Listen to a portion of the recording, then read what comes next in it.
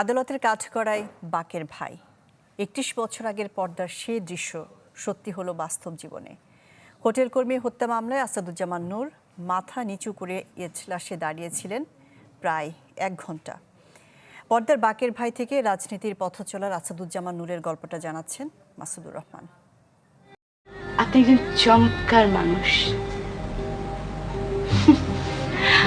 আমার এখন মাঝে মাঝে মনে হয় আমার বোধহয় আপনাকেই ভালোবাসা উচিত ছিল। আমরা সব সময় ভুল মানুষকে ভালোবাসি। এর আগে একবারই কারাগারে গিয়েছিলেন আসাদুজ্জামান নূর।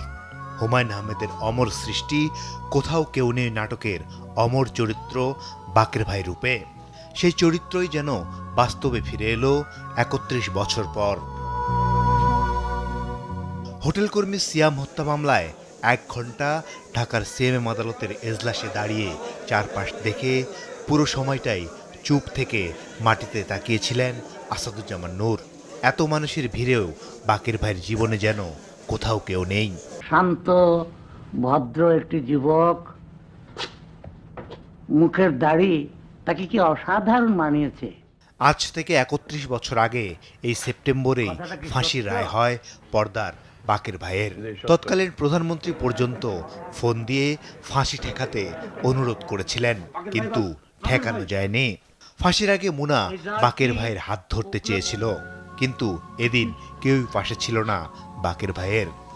আপনার হাতটা একটু দেন তো, কিছুক্ষণ ধরে রাখি।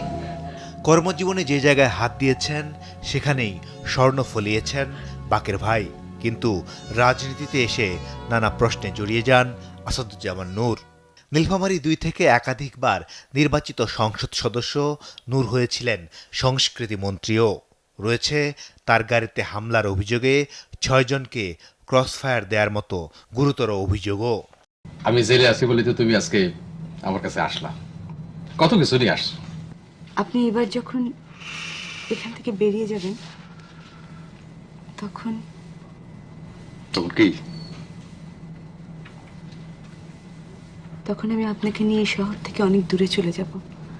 পরাজয় মানতে না চাওয়ার মানসিকতায় হয়তো রাজনীতিতে নাম লিখিয়ে একটি বড় পক্ষের কাছে গ্রহণযোগ্যতা হারিয়েছিলেন আসাদুজ্জামান নূর। আপনি বাকেরের কে হন?